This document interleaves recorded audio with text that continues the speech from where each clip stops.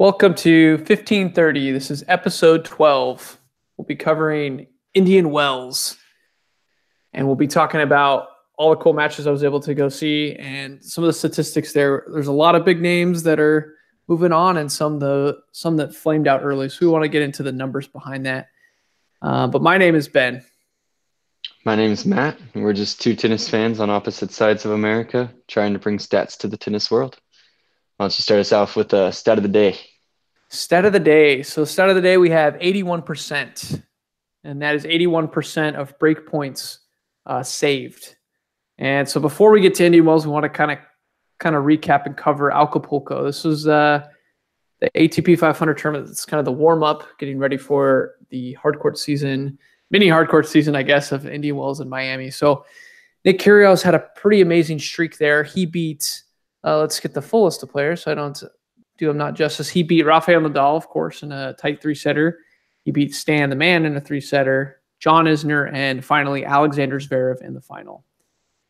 So pretty impressive. And that 81% break point saved is actually 15% better than his average. He's usually on average only saves 69% of break points. Other part of the stat of the day is we'll share he won 50% of his break points. And again, this is a lot different than his statistical average of 38%. So I don't know if you want to just call that being streaky or lucky, or if he really was dialed in that week.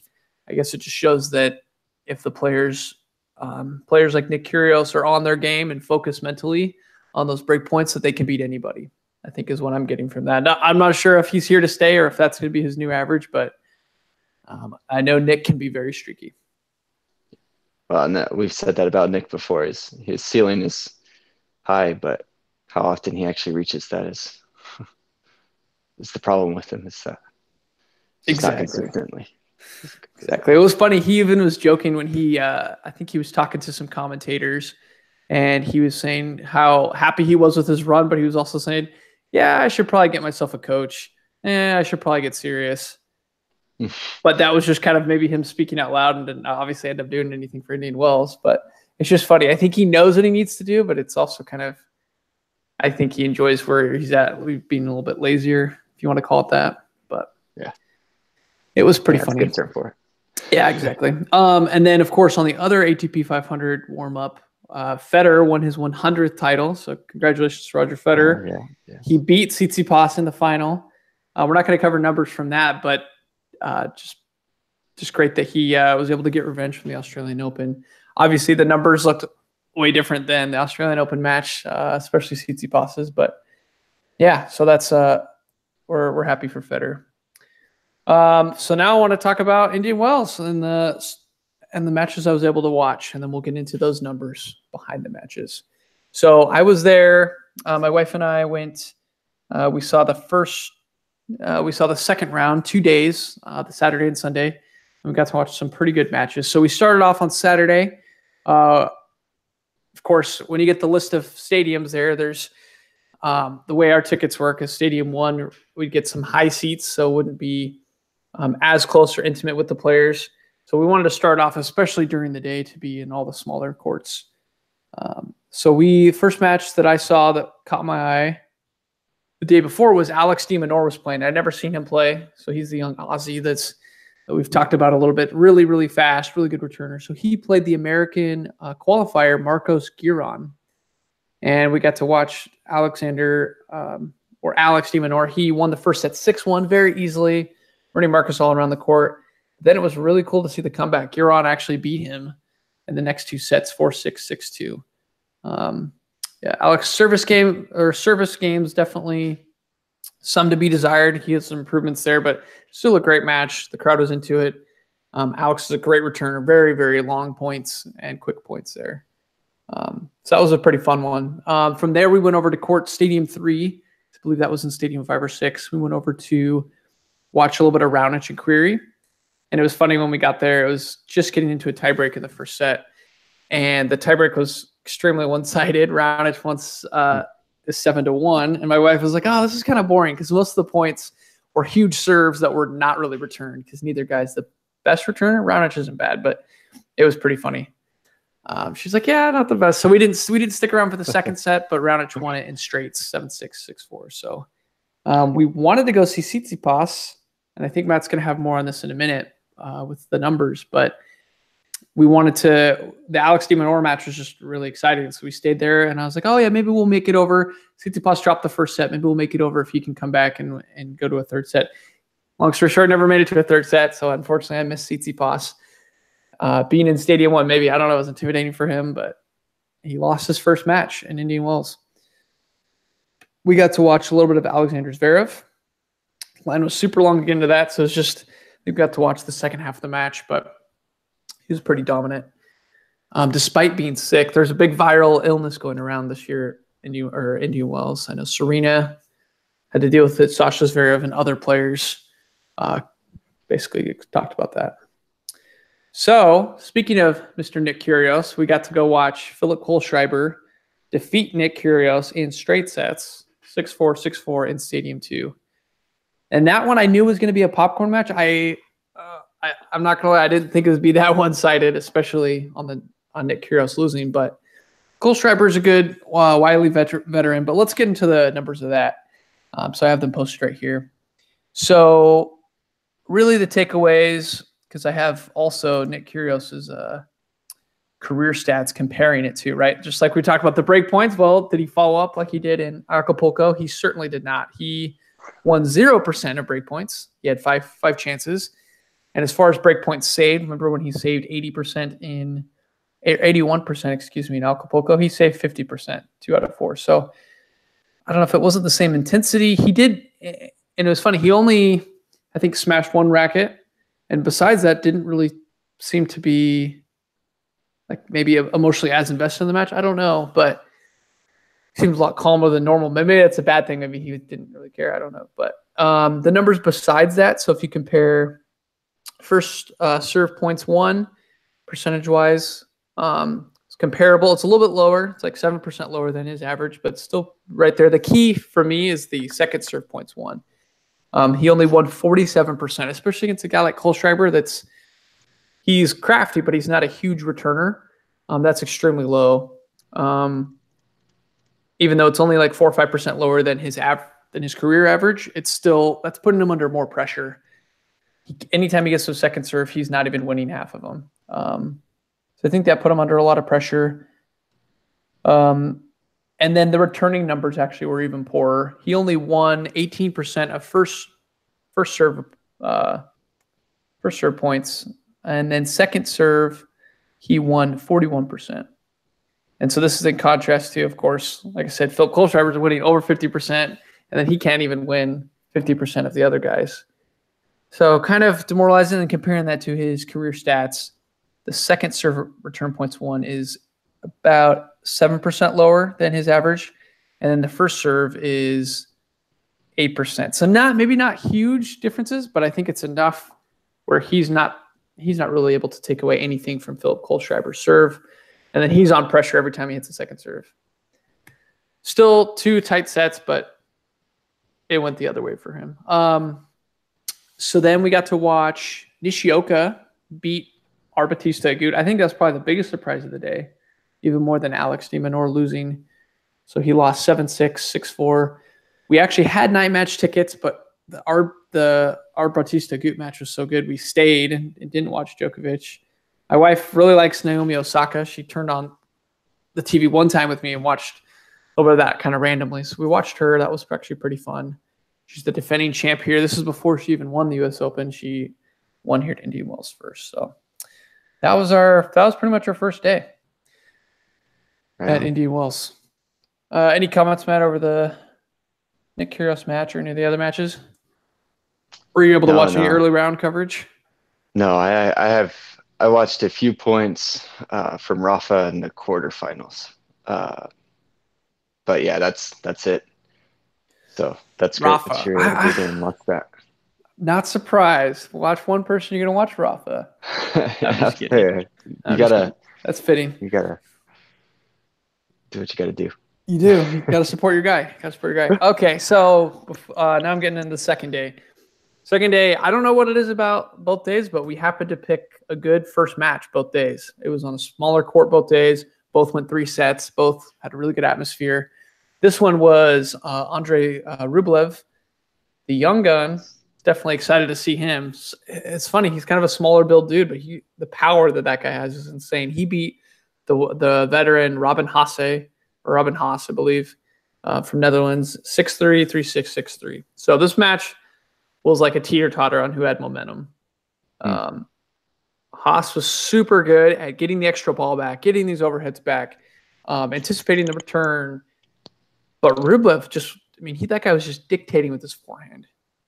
And we were like front row on that one in Stadium 5, and that was just amazing to see how hard he could hit the ball. And so that was pretty fun. That was a really fun match. The second match, we had to rush over to Stadium 1 because we stayed for the entire Rublev match, but got to see Federer. Almost bagel, Peter Gocic, probably butchering that, but he was up 5-0, ended up being a 6-1. A breadstick, not a bagel. And then the second set was a little trickier, 7-5. Gocic just started holding a lot better, and so Fed had to kind of dig for that one. But yeah, first set we're like, man, this is gonna be over so fast. And it was still over pretty quickly, but that was really fun to watch Federer. We tuned in and watched Cilic beat Lajovic and his awesome one-handed backhand on Stadium 3. Stadium 3, just if you're gonna go to Indian Wells, Stadium 3 is a great place to always be. There's always good matches. You can work your way down the stands and be really close. So that's kind of what we did throughout the rest of day 2. We stayed in Stadium 3. We sold our night match tickets because I'm not a huge Rafa fan and didn't know the women's tennis people very well. They were like unseated people. So that actually worked out well because the tickets are digitally. You can just post and be like, oh yeah, I'll sell it for this price. And then they automatically sell it for you and give you the money back. So that was kind of cool. I didn't even think about it because I'm like, oh, I want to watch Stan because I knew it would probably run late. And I was like, yeah, let's just sell the night match tickets. Genius. We'll do that. But I think one of the best matches of the day, besides the Stan Wawrinka match, was Steve Johnson, and Shapovalov on Stadium 3.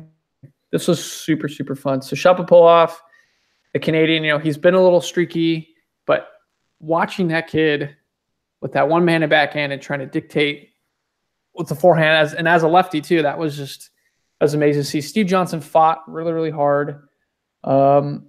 His service games, honestly, he was holding pretty well, but just didn't quite have enough. And there was a break in each set. So that was fun for Shapovalov. I think he has a huge future in the game. Watching him in person, I think I know the promise that these guys see in him. He's beaten Nadal before. We'll see. He's got to keep getting better. He lost out. I thought Fed was going to play him in the quarters, but he lost out to, who did he lose to? Hurkacz. The Pole beat him, so still got to get more consistent, but good for him. That's still a pretty good run for him, the round of 16. So now the match that was insane, Stan Wawrinka played Martin Fucsovics of Hungary. So this match was pretty intense from the start. Stan, the man, was the first set was down. He was down a break and had to come back. He won at 6-4. And I was telling my wife, I'm like, yeah, if Stan takes the first set, I think we'll be okay. If he loses the first set, we might see this thing go 3 sets. I was wrong anyways. It went 3 sets anyways, even though he won the first set. Because I thought he'd get his confidence to be going, because he dropped the tiebreaker. It was, dropped it 7-5 in the tiebreaker. And then the third set was insane because Stan got an early break. And then as he was trying to serve it out, he got broken. And so he had like a few match points, went away. The crowd was going insane. This again was Stadium 3. It was packed. We had like really good seats. Actually had the padded seats like right on the second row there. It went an intense 3 hours and 24 minutes. Oof. Yeah, it was insane. But it was really, really fun. My wife and I, we got super into it. The crowd in general got super into it. But we were cheering. It felt like we were cheering him on like every point, every other point. So that was really awesome. As far as the numbers go, I do want to get into this match here. And kind of looking at Stan, he's been one of the players, because he's been so injured, we're looking at signs for, is he on the comeback or is he still need to work on his game? So let's dive into those numbers here. So I don't know if you know much about Fuskovic. He was the seeded player. Of course, Stan winning is not really an upset because ultimately he's a slam winner. But that guy, Fuskovic, extremely fast, super. The extra ball, that was pretty much what he was all about. In really good shape. He had good ground strokes as well. So this was a really tricky match for Stan. Tricky matchup. But we'll go ahead and look at the numbers anyways and still compare it to Stan's kind of peak numbers and see what we get here. So as far as the serve game goes, this is really where Stan struggled. And it would just be any fan's opinion watching the match if you were there, because he always got into trouble in his service games. He had to get out of it. It was intense, but it's like, come on, Stan, that's not usually you're much better on serve. And the numbers back this up, right? So I'm looking here at first serve points won. His peak has been 76%. This match, 68%. Not a huge difference, but again, still kind of hurting him on the edge on the first serve because he does have a pretty big first serve for not being like a 6'6" height player. And then second serve points won. He only won 42% in the match, and his peak, he's usually winning about 56%. So that's the biggest difference, 14% there, and he's just under pressure every time he hits a second serve. Fuskovic was just taking it to him. The return game, and this is where, again, we've really been focusing on, like, okay, yeah, Stan's serve numbers are similar to where they were, but his return numbers are way low because he doesn't have the mobility, or he's not in shape yet, or he's still recovering from the injury.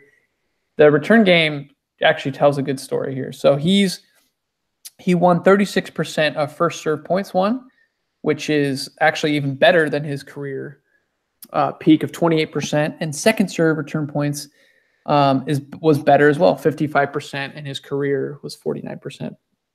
And both those numbers, we've seen him like even winning as low as like 15, 20% of service points in general. In this match, he won 44% of return points. So in my opinion, looking at the numbers and watching Stan, he wasn't limping. He was moving really well. He was returning extremely well.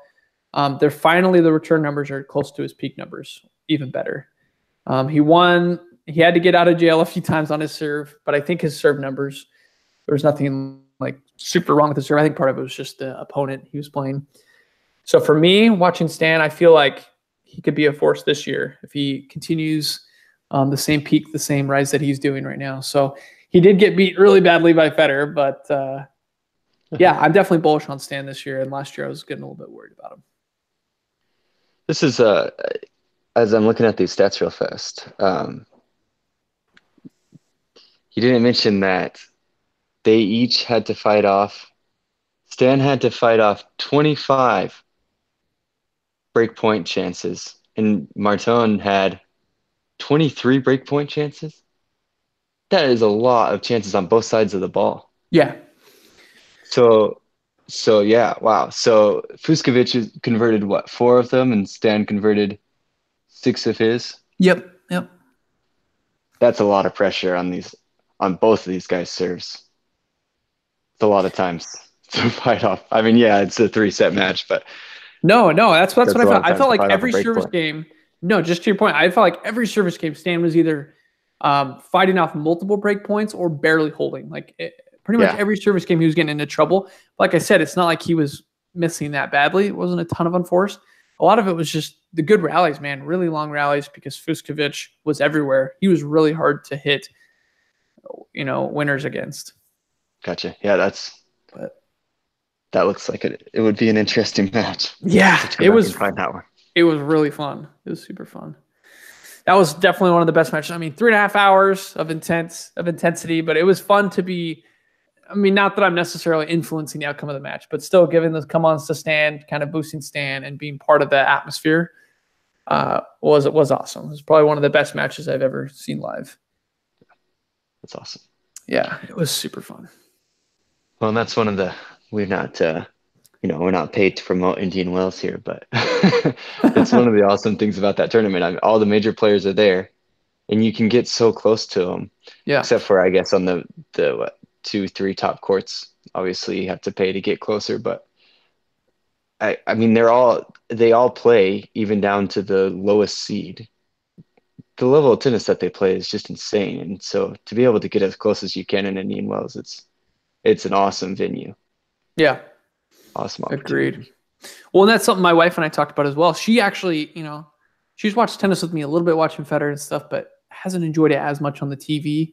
But going live, I was a little worried. I'm like, 2 full days of tennis, she might not enjoy it. She was just as into it as me. She was like, okay, what's the next match? Because being live, it's so different. Like you're saying, you get to see the level of tennis, see the speeds and the acceleration on the ball. And I was pretty happy that she enjoyed it so much. And we talked about too, if we go back, I mean, more like when we go back, we just want to go and not even, well, I don't even think we'll buy a night match tickets just because you're so far high up. I mean, it's fun the first few times just to be there to see Federer live or see Nadal live, but you're just so high up, it's not the same. And so just doing the $50 grounds pass, you could still get maybe 10 hours of tennis too, because this match ran super late. That's really good bang for buck, and that's where we wanted to be anyways. That's where we realized, like, I don't want to watch Djokovic. I want to stay here and watch XYZ who are right here in front of us. So like you're saying, that's what I would definitely recommend. Go to Indian Wells, go to the small courts. Stadium 3, probably the biggest stadium you want to go to, and it's an awesome atmosphere stadium. That's the one where we got to see David Ferrer in the third set tiebreak against Ivan Dodig, if you remember that. That was the first year we went. Yeah. That's awesome. I think I missed most of that match because I was watching Rafa warm up. I think I watched him practice. But I got to see the end of it. It was awesome. Nice. I guess one other thing I wanted to mention. So it was really cool. So we were walking by, I think it was definitely day 1. I think we were walking from, I can't remember which match, but either way, we were kind of walking over by the practice courts, and just all of a sudden just saw someone's back turned, and I was like, I think I recognize that person, and looked over and I saw his coach, Magnus Norman, and I recognized, oh my gosh, that's Stan Wawrinka. And there was like hardly any crowd because if you've been to Indian Wells and the practice schedules, they release them ahead of time. So if a player like Federer, Nadal is going to practice, people will wait hours and hours even before they're scheduled just to be ready to go see them, chance an autograph, or just to see them practice really, really close, right? But there's not a lot of seats. And so Stan was just getting there. He was practicing with Luca Pouille. And it was really cool to watch him from sitting down. And then he was able to go and warm up and practice. And then that's when a lot of the crowd was like, oh, that's Stan. And then people started pushing it and stuff. But I got some good pictures. So that was pretty fun to watch him practice. Nice. And I was like, I'll get to see you tomorrow. And it ended up, of course, being one of the best matches seen the next day. So that was really fun to see Stan. Very cool. That's awesome. I guess while we're talking about Stan, we can talk about of course his reward for winning that match, that intense 3.5-hour match, was Roger Federer himself. Unfortunately, based on how the seeding and the draw worked, because Stan, of course, being unseeded. So I'll go ahead and talk about both players, Stan and Federer, with their numbers real quick, and then I want to turn time over to Matt to discuss some other numbers here. So first, we're already on Stan, so let's continue with Stan. So you had 8 aces. That was pretty good. As far as first serve points won, though, pretty low, 59%. That's more what you'd expect from like a second serve. And then second serve return points won. He actually won 71%, and that's like 15% better than his career average. So that was pretty amazing. Again, Stan does have a good second serve in the men's game, but that's a lot higher numbers than he's even used to seeing. He saved 67% break points, right on target with his career average, which is 67%. But it still wasn't enough to fend off Roger Federer, his good friend and nemesis. Of course, I think Stan going into this match, it's known he's only beat Federer 3 times out of like 20-something times they've played, and all 3 times have been on clay. He's never beaten Roger on a hard court, which is insane because most of their meetings are on hard courts. Vast majority. The closest he's gotten is the Australian Open 2017. Took him to 5 sets in the semis. But yeah, Federer just has his number, I think, especially on the hard court. And then on the return points, I think Stan kind of went back to maybe his old ways a little bit, but I think most of this is just the way that Federer, how aggressive he was playing. Stan only won 18% of first return points won, and then on the second return, he won 25%. So his career numbers, or I guess career peak, was 28% and 49% respectively. So quite a bit lower on both accounts. And he won 0% break points. Didn't even have a break chance. Roger was all over him. So again, I don't know. I wouldn't be down. Oh, Stan had really good serve numbers this one match, or return numbers, excuse me, and the next match really bad return numbers. I think honestly it was just on the level of Roger that he was playing. And I didn't see this match live. I was gone at the time, but I watched a little bit on the TV. So for Federer, look at his career numbers compared to this match. So for his first serve points won, excuse me, he had 82%, which is like 2% higher than his career average of 80%. Really, really high. Obviously, Roger gets a first serve in. He's going to either put that away or put the next ball away. That's just kind of how Roger plays. Second serve points won, though, 75% compared to his career average of around 60%. That's a pretty significant difference. And obviously, this led to him not having any pressure on his service at all. He's winning about the same amount of points, first or second serve, had faced no break points. And then on the return side of things, played exceptionally well again. First serve return points won was 41%, and his career average is 32%, so even higher. And then on second serve return points won, a little low, 29% versus his career of 52%. But he was still able to put pressure because he was returning the first serve really well.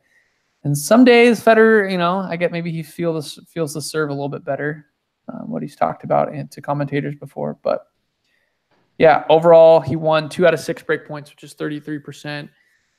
Little lower than his 40% career average, but with a small sample size, it's about where he would be.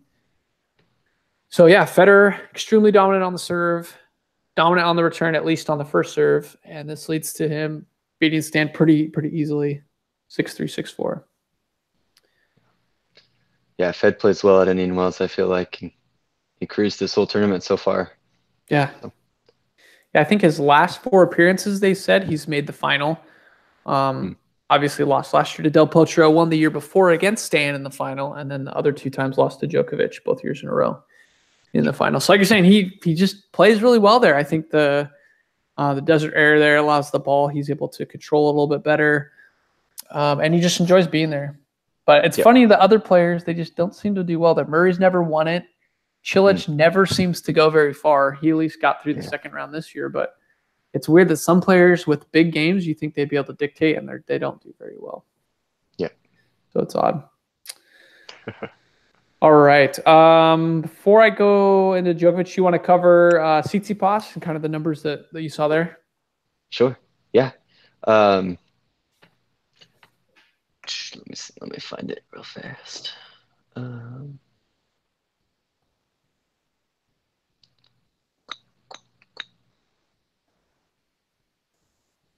Where'd it go? Oh, here we are. All right. So this was, I don't know, and you can jump in on this too, kind of an interesting match. Again, I'm just looking at stats. I wasn't able to watch any of these matches, but I think the thing that jumps out, there are a few points. First off, Tsitsipas was getting 83% of his first serves in. That's a lot of first serves. That's a really good number. And I mean, of those first serves, he was winning 64. He won 64% of them. So I mean, that's the thing. He only won 38% of his second serve points, but there were only 8 of those, right? Right. So small sample size. Yeah. Right. It's a super small sample size. I don't know that you could look at that and say, oh, that's the reason. I think the biggest key of this match, as far as numbers go, is that Tsitsipas had, let me make sure I say this right, had 7 chances to break the Canadian. I think this guy was Canadian that he was playing, and didn't convert a single one. And so, is that right? Yeah. Yep. And so that's a lot of break points to miss out on. Whereas Tsitsipas himself faced 3 break points and lost all 3 of them. And so I think that kind of tells the tale of the story is you can't win a match if you're not getting the break points. He had the chances, he just wasn't able to convert those. So ended up crashing out pretty early. So Yeah. stuck out to me with that match. But Yeah, I totally agree. I mean, especially seeing that he had twice as many break points as the Canadian, right? As right. Alisami, I think the French Canadian. Yeah, like you're saying. So the Canadian won 3 of 3. He had 7. Tsitsipas had 7. It was 0 for 7. Yeah, like you said, I think it just kind of sums it up there. Of course, looking at the return game too, he's getting in less than 20% of first serve. Yeah, and that first is true. Return points. That's tough. Yeah. But the second serve, the second return points isn't terrible, 47%. But like you're saying, it almost reminds me of Federer, right? In those matches where he's there and he has the break points and then he just can't seem to close it out. Like the Australian Open match against Tsitsipas, right? Federer had chances. He just didn't. He was just terrible at converting them. So I don't know if Tsitsipas felt the pressure, or if he just wasn't feeling it that day. Maybe being nervous on Stadium 1. I don't know. But yeah, whatever it was, I think the break point is the key, and it often is the key in matches. To be honest, you have to win the right points, and he clearly didn't. Yep. Yeah, and that's the interesting thing. I mean, at that point, you kind of try to get in their head and say, "What happened here?" Yeah. Yeah, I guess overall, though, too, just looking at the points as well, it's not like it was a 50% for winning points, and then the Canadian just happened to win the right points. He did only win 41% of the total points. That is true. The Canadian, obviously, 59%. So Canadians returning better, obviously serving really good, and so Tsitsipas isn't able to win some return points and he get pressure, but still.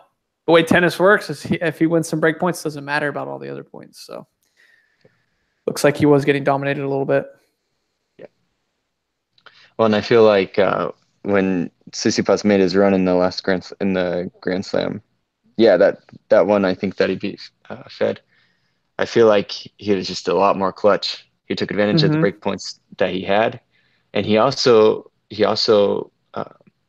held off and did not get broken in the break chances on his own serve. He was able to fight off a lot of those. I think that helped him get forward. So whatever it was, yeah, like you said, I don't know if it was nerves or what, but wasn't able to do that this time. Yeah, and unfortunately I was unable to watch because he lost too quickly. Yeah. we wanted to watch the Alex de Minaur match, and then we're like, oh, he's already lost, because we were going to go over and watch him for a set or so, but he never made it to a third set. Yeah, sure didn't. But yeah, and then another thing that I think is interesting as well with Tsitsipas, right? So he did actually follow up and do well in a tournament. He made the Dubai final, but before in Rotterdam, he lost pretty early on as well. Can't remember for a second or third round, but either way, I think we were wondering about this, of the sustainability of the consistency. Okay, you made a slam semifinal, that's great, but how are you going to do in these other matches? And even with improved seeding, is he going to do even better? Right. And so Rotterdam, he proved he did not. But Dubai, he beat Monfils in a really intense match. Again, it was pretty clutch because both those guys won pretty much the same number of points, right? It was extremely tight. And Tsitsipas was able to win that one. Of course, Federer waxed him pretty hard in the final, 6-4, 6-4. But still, he made a final. That's great, right? But here in Indian Wells, inconsistency, we'll see how he does in Miami. It's going to be hard to maintain the level, but we'll see if he can find that consistency. Yeah, and again, you go back to the youth, the inconsistencies of youth, right? It's something that the Big Four have, that all of these young guns coming up all seem to struggle with consistency. Exactly. But, yep. Did you want to talk about Djokovic? Is that what you're saying? Yeah, let's talk about Djokovic before we get into Federer and Nadal. So let's go up to here to Djokovic. So Djokovic, this tournament he has owned. Federer and him both are tied for the most Indian Wells titles of all time. So they both performed really well in the desert, but Djokovic kind of stumbled here. He stumbled against Philip Kohlschreiber, which is interesting. I mean, I love Philip's game. I enjoy his one hand and backhand, but usually not the type of guy that can take the racket out of Djokovic's hand. But this is kind of what happened, which is interesting. So if we look here at the numbers, I have Djokovic's peak numbers here comparative.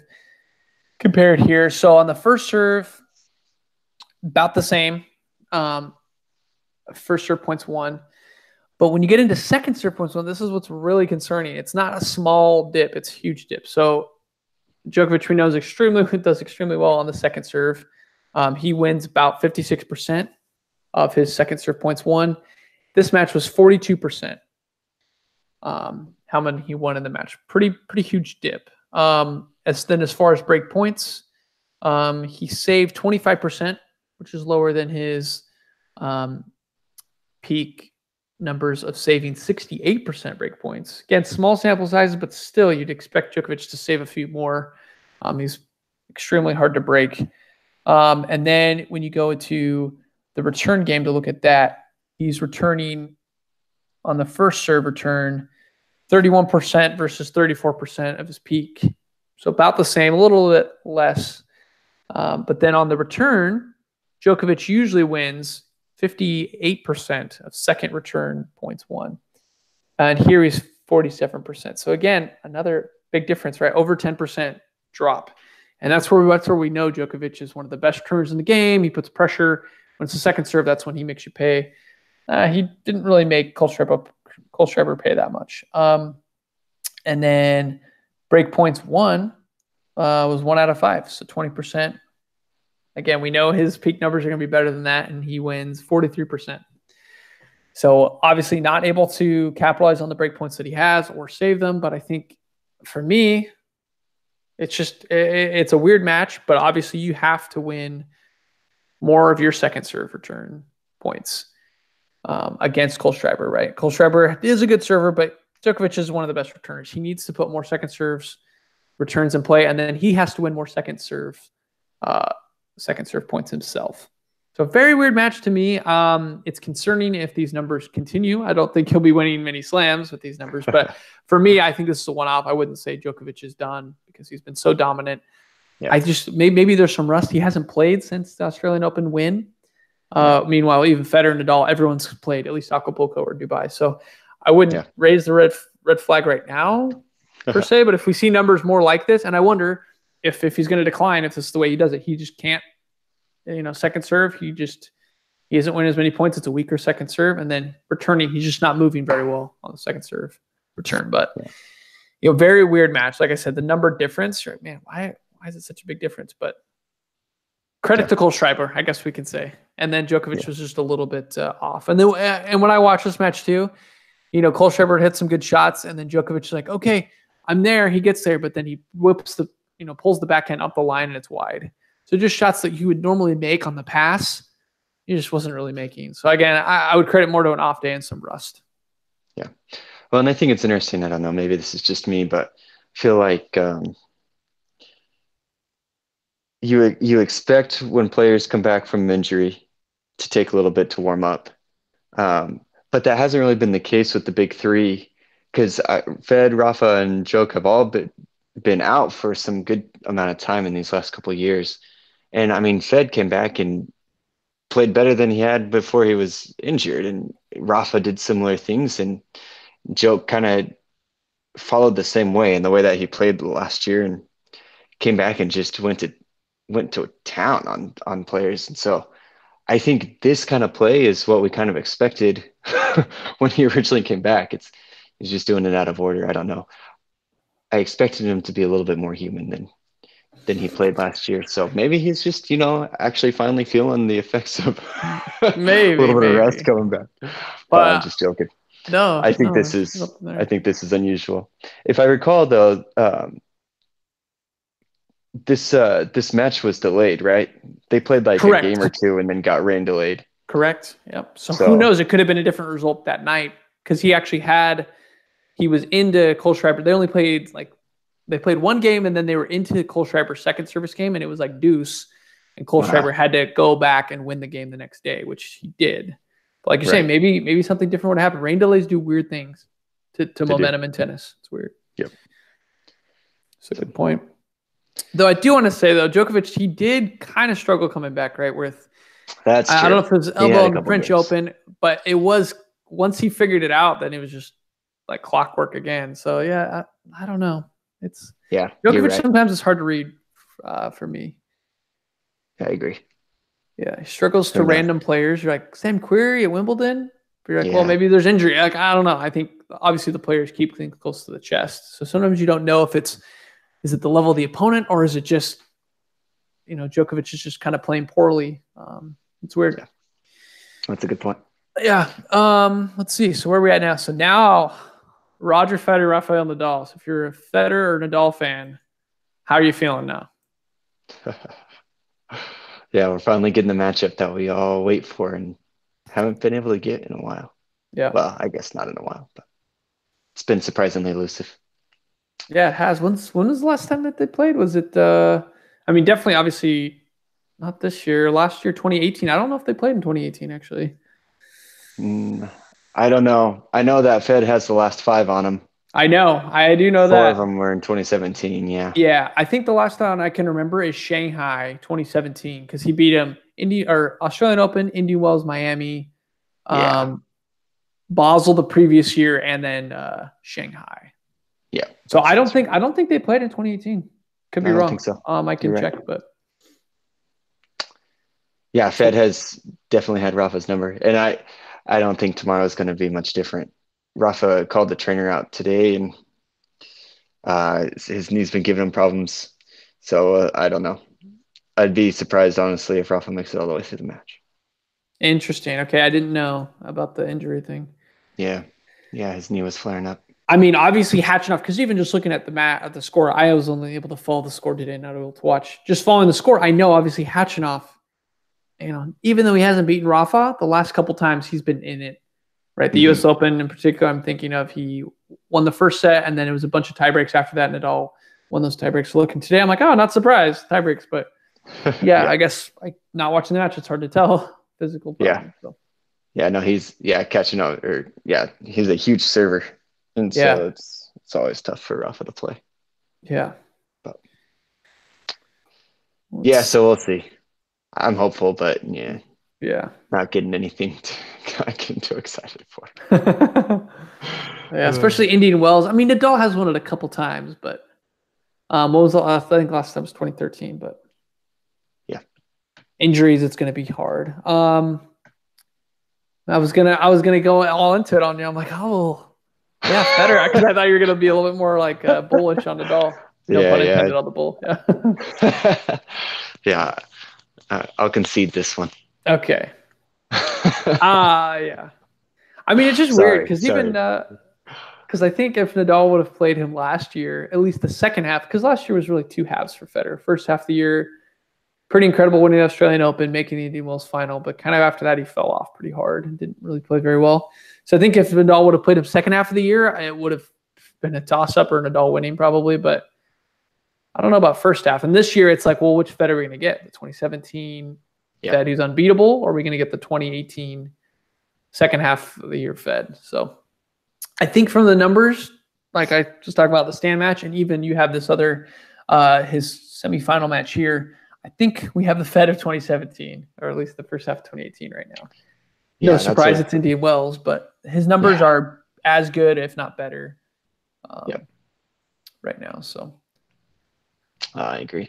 I would also predict Federer to probably win, and I don't know who's going to show up on the other half of the draw because I think it's Thiem and Raonic. But I would have to favor honestly the winner of tomorrow, but Federer wins, I wouldn't be surprised if he takes it because that's weird. It's almost the semifinals, not the final, because there's no joke on the other half. So it is funny. Yeah, although who knows? Thiem maybe breaks out. Maybe can't count him down. Thiem's another weird one. Like he plays amazing on clay, and then hard courts. I just feel like you never know which team you're going to get. Yeah, right. Like the U.S. Open last year was pretty awesome. Barely lost to Rafa. But other years, you're like, man, he loses in the first round. So I don't know. It kind of reminds me of a Dimitrov, where you're like, oh yeah, he made the semifinals of the Australian Open, and the next week you're like, oh, he lost in the first round again. Yeah. So, but that side of the draw has had multiple withdrawals. Lots of people bowing out early before the match is over. So yeah, that's been too bad. They've kind of had an easy route. Those two players out there to an easier route. So Who No, I knows? Maybe agree. Rafa and Fed will beat each other up and then limp Yeah, into the never know. finals. Never know. Um, I guess did you want to go through any of the stats from Rafa's match today? From Anything his of match today. interest? Um, you know, I think it was kind of clockwork. You can talk about some things if you want. Yeah, Rafa I'll only just won 2 out of 9 breakpoint chances, which always concerns me. It always yes. concerns me when they're not winning a high percentage of their breakpoint chances. But Yeah, yeah, I mean, just if you have something, go for it. yeah, no, I was just gonna say I'm just looking at his serve numbers, which for Nadal, that looks actually pretty awesome. And that's what I was even thinking. I'm like, first serve, points won, that looks good. And compared to his peak numbers, it is good. Well, actually, let me actually pull up his peak. I just had his career numbers. Great. Nope, still about the same. Yep. So his first serve points won, 69% here, 76%. That's incredible for Rafa, especially without that huge weapon that he has. Second serve, uh, second serve service points won. Sorry, is also good. It's close to his career, and like off by like 0.5%. So there, I don't think there's any concerns. If he's physically hurt, he's not showing it in the serve, which sometimes he does. So serve wise, he looks fine. Great. And then let's see, return. What do we got on return? So first serve return points won. He won 32%. His career is 35%. So probably statistically still within the range, a few percent difference. Second return points won. 54% career and then 55% here. So even better. And I think that's again where Nadal makes his money, is that second return points won, to a lesser extent of Djokovic, but still that's where he does well. Mhm. So yeah, I think the break points is really the only concerning thing. All the other numbers to me look like a healthy Nadal, look like a peak Nadal. So I don't know. Maybe Federer will have his hands full more than we think if he's healthy. I don't know. Yeah, that's true. Time will tell. We'll find out. Time will tell. Because to me, this looks like both guys are close to their peak statistical form. So Yeah. which one will win out? I don't know. We'll see. Last 5 games, it's been Fed. Maybe Rafa will finally exercise his demons and Maybe. get revenge. Well, that's the funny part about tennis, right? Like Federer's like, okay, I'll change the forehand up. I'll get more aggressive, come over it more, take out Nadal more. Who knows? I don't know if there's an adjustment Nadal can make more aggressive. I don't know, but tennis is a game of adjustments. So Sure is. well, is there any Right other on. last comments on what we talked about or Indian Wells in general? I think that's everything from me. Yeah.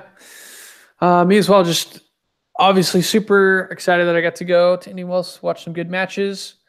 Like I said, hopefully you enjoyed our coverage talking about some of these early round matches and the numbers behind them. Obviously, tomorrow is going to be the semifinals, so we will see who will meet in the Indian Wells final. That'll be awesome to watch. Obviously, upcoming will be Miami, and then we should probably do a clay court preview or a clay season preview since Fed's going to be playing that, which is going to be fun. And then Oh, yeah. obviously Nadal isn't going anywhere, assuming he's not injured. So I think it's going to be a fun one to talk about. I think it might even be more wide open than usual because Djokovic doesn't seem to be playing that good. We'll see. Maybe he'll come back, and Federer hasn't played in a while, so we will see. Maybe get some fresh faces. We'll see. We will definitely see. Well, with that, we will go ahead and we'll see you guys on the court.